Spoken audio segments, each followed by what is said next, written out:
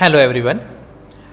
जैसा कि आप सभी को पता है कि हम थोड़े थोड़े टाइम पर रियल लाइफ संवाद की वीडियो सीरीज़ बनाते हैं। आज के इस सेशन में मेरे साथ हमारे स्टूडेंट और पेरेंट है। एक्चुअली हुआ कुछ ऐसा कि अभी थोड़े दिन पहले ही 10th CBSE का रिज़ल्ट आया और जो हमारे स्टूडेंट है दिविजा दवे, उसने 92% 10th स्टैंडर्ड में अचीव किए और उसके साथ उसके मदर, उनका भी रोल बहुत महत्वपूर्ण था। जब ये रिज़ल्ट आया तब ये सोचा कि साथ में मिलकर कुछ डिनर के लिए जाते हैं, कुछ फैमिली गैदरिंग करते हैं टीचर्स के साथ। मगर उसके बाद ये ख्याल आया कि क्यों नहीं उनकी जर्नी के द्वारा हम दूसरे स्टूडेंट्स और पेरेंट्स तक पहुंच सकें। और वही थॉट के द्वारा हमने ये डिसाइड किया कि दिविजा ने अगर ये स्कोर किया है, उसका जो इतना अच्छा रिज़ल्ट आया है, तो उसके पीछे के सीक्रेट्स क्या है वो हम दिविजा से ही जाने और उसके द्वारा बहुत सारे स्टूडेंट अपनी स्टडी लाइफ में, अपने स्टडी के टाइम टेबल में उसको इम्प्लीमेंट करें ताकि उनका भी एकेडमिक स्कोर इम्प्रूव हो, बेहतर हो। उसके साथ हमने उनके मदर को भी रिक्वेस्ट किया कि जब कोई भी स्टूडेंट इतना अच्छा स्कोर अचीव करता है तो सिर्फ स्टूडेंट की मेहनत नहीं होती, पूरे परिवार की होती है। और एक मदर किस तरह से अपने बच्चे को सपोर्ट करते हैं और किस तरह से उसके लाइफ में, उसके करियर में क्या करने से बच्चे अपने स्कोर को अचीव कर सकते हैं, और इसलिए उनके एक्सपीरियंस को ध्यान में रखते हुए, सीखते हुए हमारे जितने भी पेरेंट्स हैं वो भी उनसे काफ़ी सारी चीज़ें सीखे। इसीलिए आज का ये एपिसोड हमने रखा हुआ है। आइए अब मैं सीधा इंट्रोडक्शन के लिए मैं रिक्वेस्ट करता हूं कि दिविजा अपना इंट्रोडक्शन दे। ओके, सो मेरा नाम दिविजा दवे है और मैं गुरुकुल में जूनियर से ही पढ़ती थी और मैं स्कल्पटर एकेडमी के साथ लास्ट 5 इयर्स से जुड़ी हुई हूँ। और मैं आज ये बोल सकती हूँ कि मेरे मैथ्स, साइंस और सारे जितने भी स्ट्रॉन्ग सब्जेक्ट्स हैं मेरे, वो it all goes to Sculptor Academy, क्योंकि मेरे सारे बेसिक्स उन्होंने ही क्लियर किए थे। Thank you Divija. अब मैं श्रुति मैडम है हमारे पास, तो मैं उनसे रिक्वेस्ट करना चाहूँगा कि अपना इंट्रोडक्शन दें। सभी पेरेंट्स को मेरा नमस्ते और स्पेशली राजवीर सर को मैं बहुत ज़्यादा थैंक यू कहना चाहूँगी, बिकॉज़ उनके एफर्ट से ही शायद ये सब हमारे बच्चे को अच्छे रिज़ल्ट मिल सके हैं। मैं doctor Shruti Himanshu Dave and I am working with government of Gujarat and totally 19 years से I am working, out of them after almost 10 years government of Gujarat के साथ मैं हूँ। And I am indebted parents of Sculptor Academy and also I am indebted to all the teachers of Shri Swaminarayan Public School, because इन्हीं लोगों ने अपने सारे personal efforts लगा के दिविजा को ये मुकाम दिया है। Thank you. तो आइए शुरुआत करते हैं। मैं कुछ क्वेश्चन, कुछ सीक्रेट्स दिविजा से जानना चाहूँगा कि ऐसा तो क्या हुआ ताकि वो अपने पढ़ाई में इस तरह का अच्छा स्कोर कर पाए। दिविजा, मुझे आप बताएंगे कि आपकी जो पढ़ाई की मेथड है, किस तरह से आपने अपने 10th स्टैंडर्ड की शुरुआत की और वो कंटिन्यूस 1 ईयर तक इम्प्लीमेंट किया ताकि आपका इतना अच्छा स्कोर आया।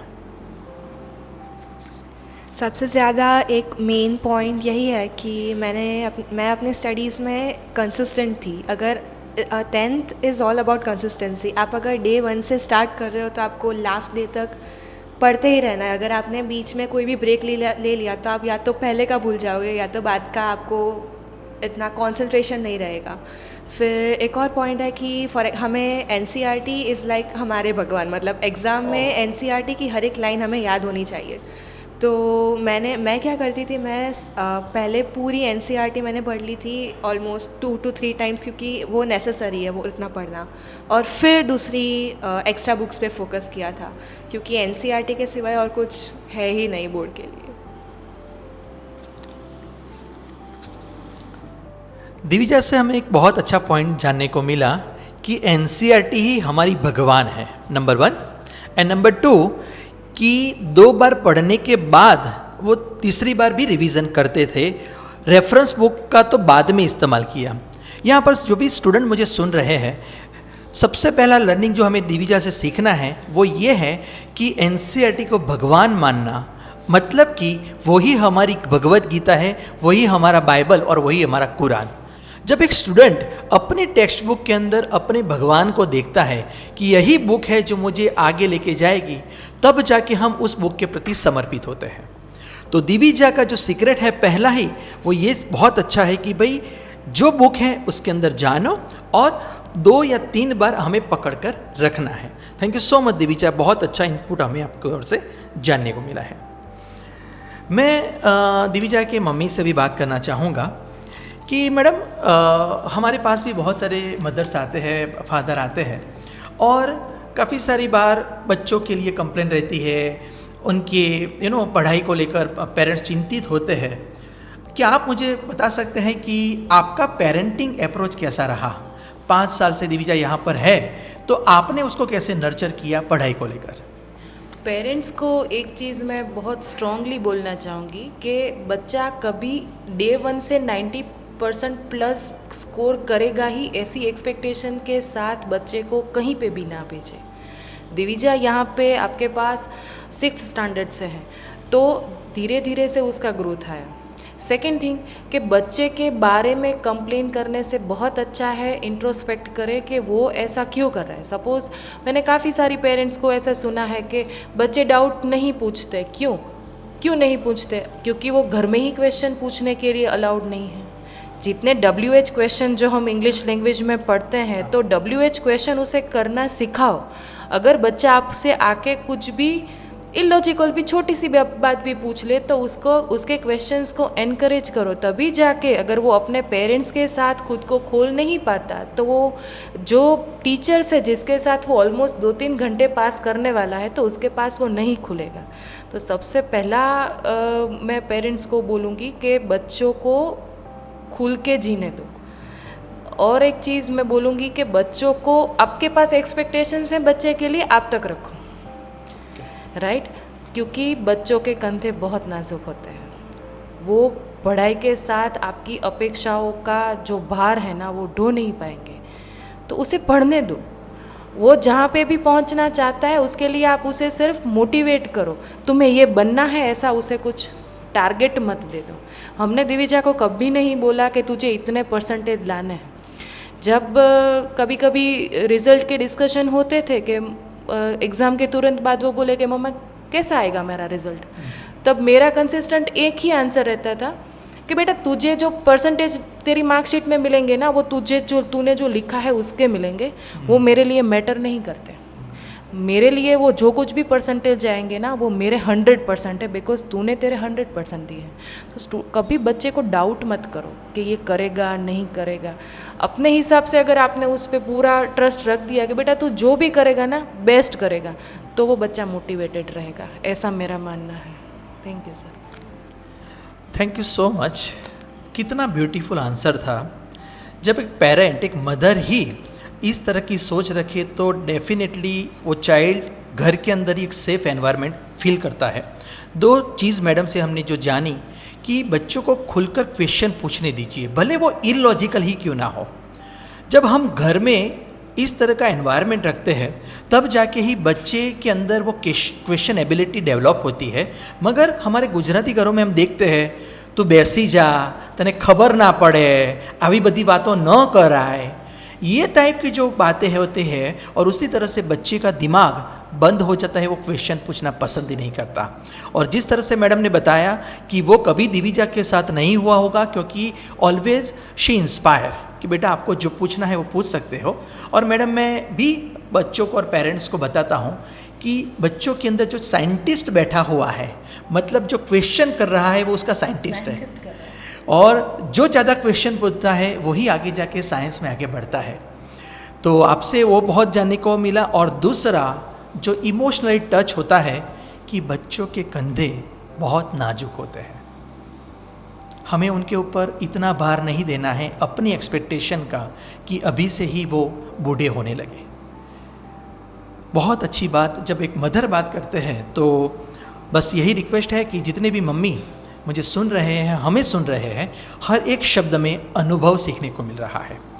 Thank you so much madam, आपने बहुत अच्छा इंसाइट्स हमें शेयर किया। अब मैं दिविजा से पूछना चाहूँगा कि दिविजा, काफ़ी सारे स्टूडेंट ये क्वेश्चन करते हैं कि मुझे ये चैप्टर डिफ़िकल्ट लगता है, हार्ड लगता है, समझ में नहीं आता है।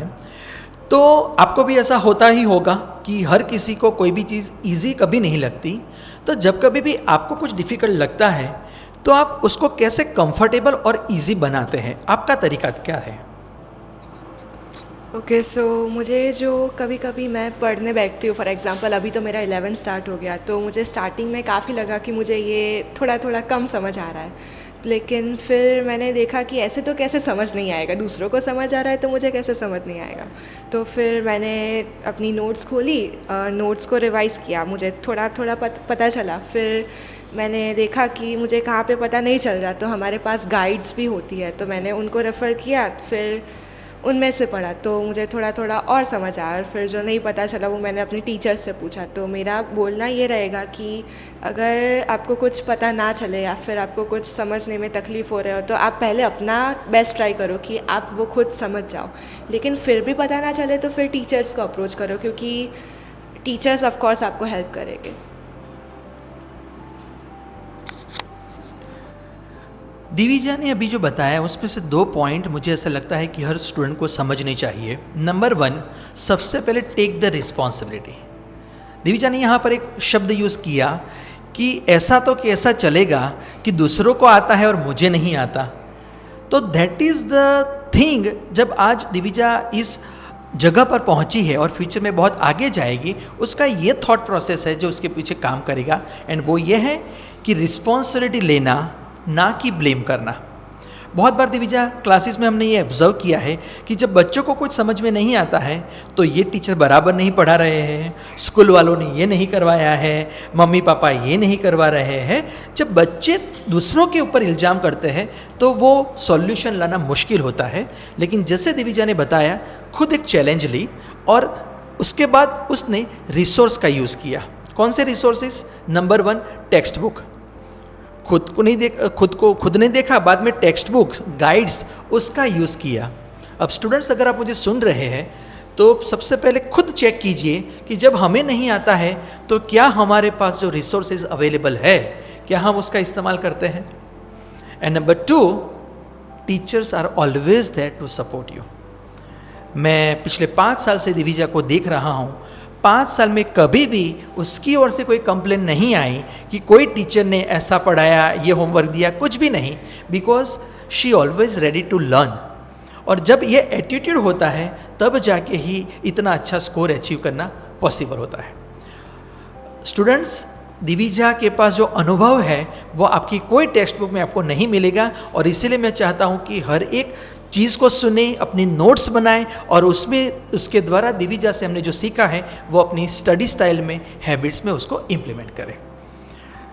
अब आइए उनके मम्मी से हम बात करते हैं कि मैडम, आजकल ऐसा होता है, क्योंकि हम प्रैक्टिकली देखते हैं कि जब बच्चों को कुछ क्लासरूम में बताया जाए, बच्चे घर पर जाकर कुछ दूसरा बताते हैं या फिर वही बताते हैं तो पेरेंट्स मानते नहीं।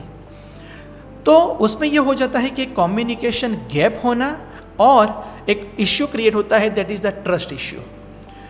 तो आपकी जर्नी में दिविजा के साथ, आपके फैमिली में कैसे बच्चों के साथ वो ट्रस्ट बिल्ड किया जाता है ताकि एक दूसरे पर भरोसा रखना बहुत ज़रूरी है, वो आप कैसे मेंटेन करते हैं? To be true to you, ये ट्रस्ट वाला पूरा जो कुछ भी कंसेप्ट है ना, वो मैंने अपने पेरेंट्स से सीखा है। To be true to you, कि हमें पता था कि मेरे पेरेंट्स भी वर्किंग थे, जैसे दिविजा, मैं और उनके डैडी वर्किंग हैं। हमें पता है कि हमारे पेरेंट्स आके हमें ऐसे पूछने नहीं वाले कि बच्चे तूने पढ़ लिया, तूने ये किया नहीं किया। हमें कमिटेड हमारे काम के साथ रहना है। अभी हमारा काम क्या है? पढ़ना है। तो सिमिलरली वही चीज़ मैंने दिविजा को पहले से बताई थी कि आई ट्रस्ट यू। उसको स्टैंडर्ड 5th से उसका अलग से ऐसा हमने अरेंजमेंट दिया था कि वो खुद से अपना पढ़ सके, कि हमने कभी उस पर ऐसा वॉच नहीं रखा कि रूम पे जाके देखे कि वो पढ़ रही है कि क्या करे, बिकॉज वो उसे वो कॉन्शियस बना देगा कि हाँ मुझे कोई मॉनिटर कर रहा है। वो बच्चा कभी फ्री ही नहीं हो पाएगा। तो जब भी कुछ जैसे एग्ज़ाम के अगले दिन सिर्फ एक ही कन्वर्जेशन मेरा रहता था कि बेटा થઈ ગયું सिंगल, वो बोले हाँ हो गया થઈ ગયું।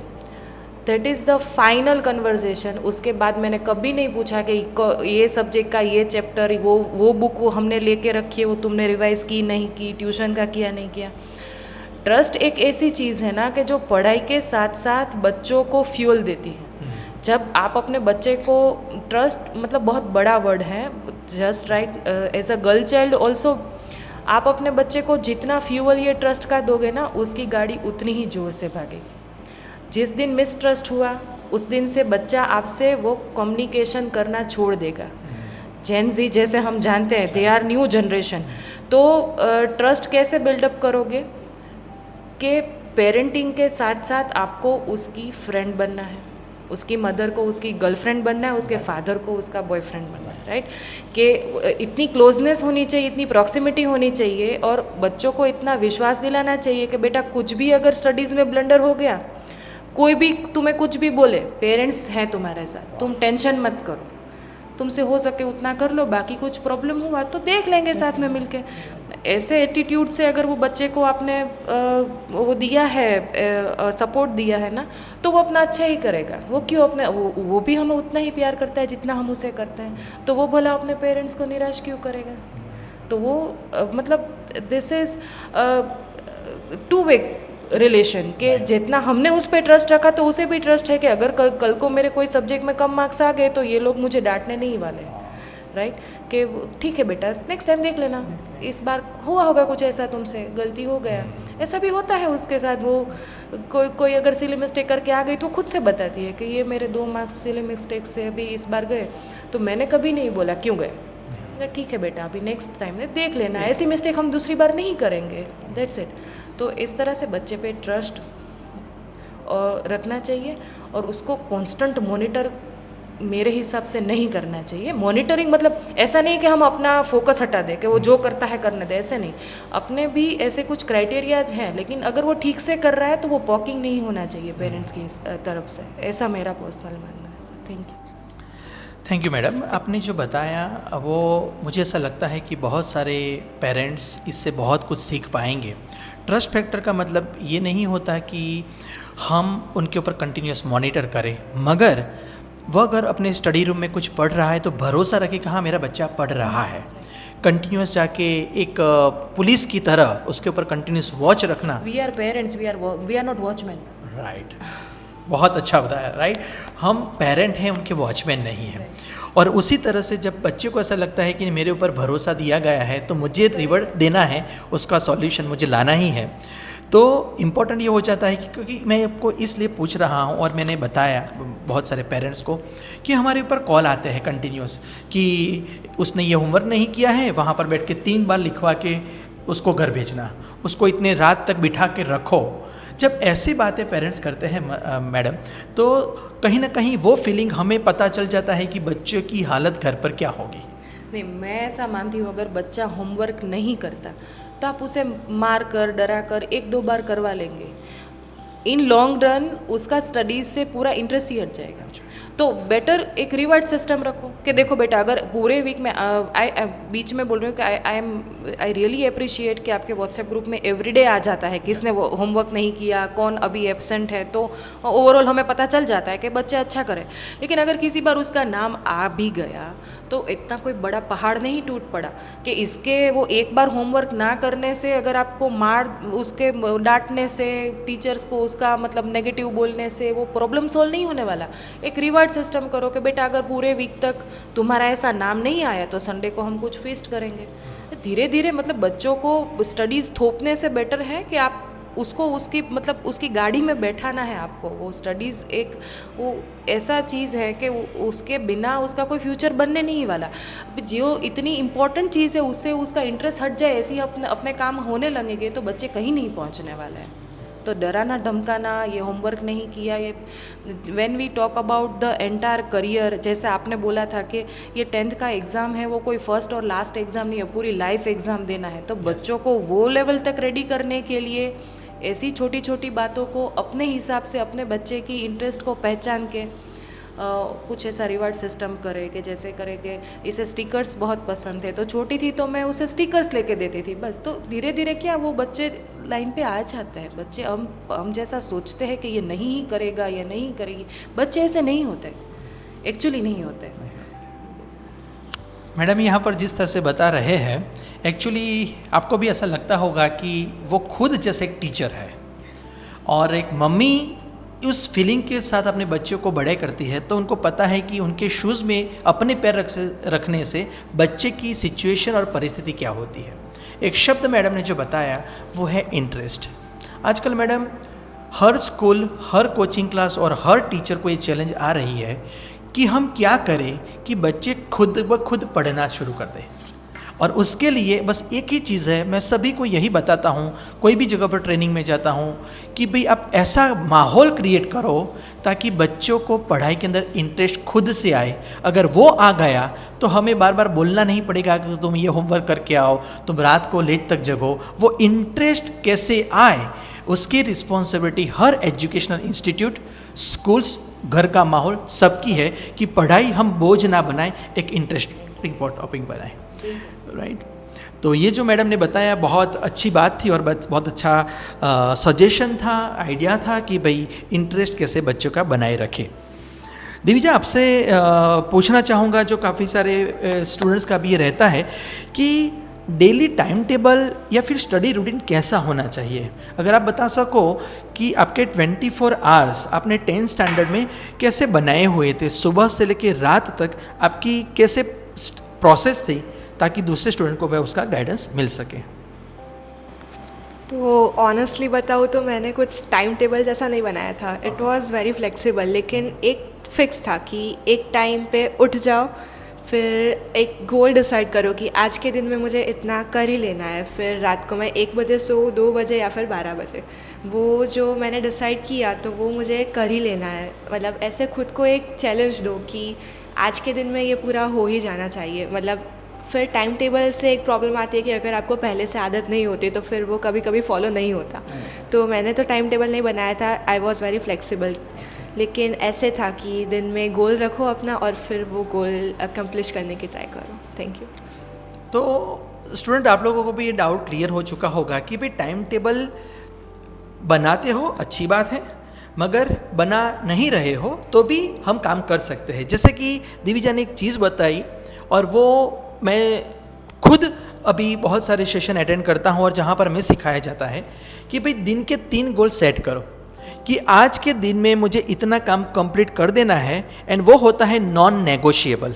मतलब कि कोई भी हालत में वो कंप्लीट करना है, भले रात को 12 बजे सोए या 2 बजे सोए, मगर वो दिन के 3 गोल अगर आप कंप्लीट कर लेते हो, उसका मतलब ये होता है कि एवरीडे हम 1% इंप्रूवमेंट कर रहे हैं। सर, एक kind of a time table ही हुआ। हाँ, वही हुआ। और एवरीडे इंप्रूवमेंट 3 आप कैलकुलेट करने जाओगे तो 300 दिन में 3 काम कंप्लीट कर रहे हो, मतलब कि 900 काम आप कर रहे हो। और 1 साल के बाद हमारी जो पर्सनालिटी होती है उससे 35 टाइम्स हम बेटर बन जाते हैं। ऐसा जापानीज़ का एक लॉ है, उसके हिसाब से मैं बताता हूँ। तो I am really feeling happy Divija कि बड़े होने के बाद भी जो हैबिट्स लोगों के अंदर नहीं आती है वो दिविजा को अभी स्टूडेंट लाइफ से आ चुकी है। इसीलिए तुम्हारा फ्यूचर तो ब्राइट है ही है, और आप बहुत आगे जाओगे, दूसरे लोगों को भी इंस्पायर करोगे Divija. Thank you so much. Divija, और एक क्वेश्चन पूछना चाहूँगा, स्कल्प्टर में कैसा लगा आपको? 5 साल की आपकी जर्नी कैसी रही? कुछ स्कल्प्टर के बारे में बताओ। ओके, सो मैं पहले इधर 6th स्टैंडर्ड में आई थी और मुझे याद है मेरा मैथ्स इतना स्ट्रॉन्ग नहीं था। फिर इधर मैं आई तो मैंने देखा कि हाँ, इधर टीचर से हम बात कर सकते हैं फ्रीली, हमारे डाउट सारे सॉल्व हो जाते हैं। तो फिर मैंने खुद पे काम करना स्टार्ट किया। फिर मेरा काफ़ी ज़्यादा इम्प्रूवमेंट हो गया। फिर bye 6th 7th 8th 9th 10th मेरे परसेंटेज भी इम्प्रूव हुए। फिर बाकी मैं बोलूँ तो इधर का एनवायरनमेंट बहुत ज़्यादा अच्छा है, मतलब आपको कोई रोकेगा नहीं कि आप ये क्यों कर रहे हो। मतलब फॉर एग्ज़ाम्पल अगर आपने होमवर्क भी नहीं किया तो एक टाइम पे ऐसा होगा कि शायद हमें टीचर डांट दे थोड़ा कि होमवर्क क्यों नहीं किया, लेकिन फिर वो रीज़न पूछता है कि आपने होमवर्क क्यों नहीं किया, और फिर जेन्युइन रीज़न होता है तो फिर वो कुछ बोलते भी नहीं है। फिर टीचर्स का अप्रोच भी बहुत ज़्यादा अच्छा था, वो पर्सनली मुझ पे ध्यान भी देते थे, ऐसे सारे स्टूडेंट्स पे ध्यान देते थे, और फिर मुझे कुछ पता ना चले तो मुझे समझाते थे। फिर एक और पॉइंट है कि इधर हमारे फिक्स टाइम टेबल हो गया था, मतलब हर एक सब्जेक्ट को इक्वल अमाउंट ऑफ टाइम मिलता था जितना उसको रिक्वायर्ड होता है। फिर ऐसा भी नहीं था कि अगर कोई टीचर अगर अवेलेबल नहीं भी है तो उनकी जगह पे कोई और सब्स्टिट्यूट टीचर भी अवेलेबल होते थे, और फिर भी अगर हमें कुछ डाउट रह जाए क्लास के बाद तो हमारे लिए इधर डाउट सेशंस भी अरेंज किए जाते थे। फिर इधर ऐसा भी नहीं है कि सिर्फ स्टडीज़ पे फोकस किया जाता है, ऐसा नहीं कि आप पढ़ो पढ़ो पढ़ो। इधर बाकी सारी एक्स्ट्रा एक्टिविटीज़ भी होती है कि फॉर एग्जांपल हमें दिवाली के टाइम भी काफ़ी सारे फंक्शंस अरेंज किए जाते हैं। फिर इवन क्लासरूम में भी हमें छोटी छोटी गेम्स हम कभी कभी खेलते हैं। फिर हमें बुक फेयर में ले जाया जाता है, हम हेरिटेज वॉक पे जाते हैं, तो इट्स नॉट लाइक कि आप पढ़ो, आप ये भी करो extra. Thank you. Thank you Divija. Madam, हमने जैसे कि ये जो दिविजा ने बताया वही मैं सभी को बताना चाहूँगा कि आज की जनरेशन को सिर्फ एकेडमिक्स के ऊपर हमें ध्यान नहीं देना है। स्कल्प्टर का हमेशा जो विज़न रहा है वो academics plus self development plus skill development. जब ये तीनों पिलर के ऊपर हम काम करते हैं तब जाके ही आज के स्टूडेंट फ्यूचर के लीडर है, और तो इसीलिए उनको रेगुलर अच्छी अच्छी हैबिट्स इस एज से आए उसका पूरा ध्यान रखते हैं। और दिविजा ने उसका बखूबी इन्वॉल्वमेंट उसमें उसका रहा है, पार्टिसिपेशन किया है। So that's great to know कि दिविजा को ये सब चीज़ अच्छी लगी है। मैडम, मैं आपको पूछना चाहूँगा, बहुत सारे पेरेंट्स आते हैं, अलग अलग जगह पर इंक्वायरी करते हैं अपने बच्चों को कोचिंग में रखने के लिए, ट्यूशन में रखने के लिए। आपने क्यों स्कल्प्टर चूज़ किया? What is the thought process? आपको क्या अच्छा लगा, क्या आपने देखा? पोस्ट कोविड दिविजा यहाँ पे आई थी। आई रिमेंबर कोविड थोड़ा थोड़ा मतलब ख़त्म होने को था, और थोड़ा ऐसा रिलैक्सेशन था कि बच्चों को हम बाहर भेज रहे थे। तब ऐसा नहीं कि यहाँ पे आई और एडमिशन ले लिया। I have gone to many places के कहाँ पे, बिकॉज क्या है ना कि स्कूल या कोचिंग सिर्फ एक जगह नहीं होती जहाँ पे आपने अपने बच्चों को 2-3 घंटे 5-7 घंटे स्टडी करने के लिए छोड़ दिया।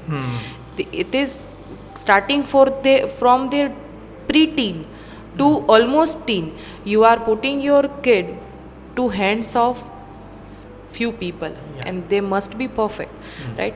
तो मुझे वो सारा परफेक्शन यहाँ पे दिखा कि जैसे कि मैंने देखा कि सिर्फ स्टडीज़ नहीं होता यहाँ पे, वैल्यू एजुकेशन होता है। मतलब बच्चों को सिर्फ अच्छा बहुत 99% ले लिए लेकिन बच्चों में एरोगेंस है तो वो कोई काम का नहीं है। अगर बच्चा बहुत अच्छे से बात करता है लेकिन पढ़ाई में ठीक नहीं है तो करियर नहीं बनता। सोशली अगर वो किसी से बात नहीं कर पा रहा है, इंट्रोवर्ट है, तो भी नहीं चलता। तो ये अगेन योगा और वगैरह जैसा आपका जो हमेशा ऐसा फोकस रहा है कि आपको हेल्दी हैबिट्स डालनी है, तो as a parents every time हम हर कुछ ऐसी चीज़ें होती है ना, अगर हम उनको बोलेंगे ना तो वो हम पेरेंटिंग के रोल में से वो इंस्ट्रक्टर के रोल में आ जाएंगे। और आपका जो स्टाइल है वो ऐसा है कि वो आप उसे ना ऐसे वो उसकी लाइफ स्टाइल में उसको ऐसे इजीली ब्लेंड कर देते हो ना कि उसको पता भी नहीं चलता कि ये मेरी एक अच्छी हैबिट डेवलप हो गई। आई मस्ट अप्रिशिएट सर के स्कल्पचर में चॉइस करने, दिविजा को एक्स्ट्रा रीडिंग का शौक था। जैसे आपको पता चला तो आपने अपनी लाइब्रेरी ओपन कर दी कि चलो भाई तुझे जो कुछ भी बुक्स है वो तुम ले सकते हो। तो ये सारी चीज़ें मिला के मुझे ऐसा लगा कि मेरा वो टाइम पे जो डिसीजन था ना, वो डिसीजन की वजह से आज हम यहाँ पे। And thank you so much sir इसके लिए।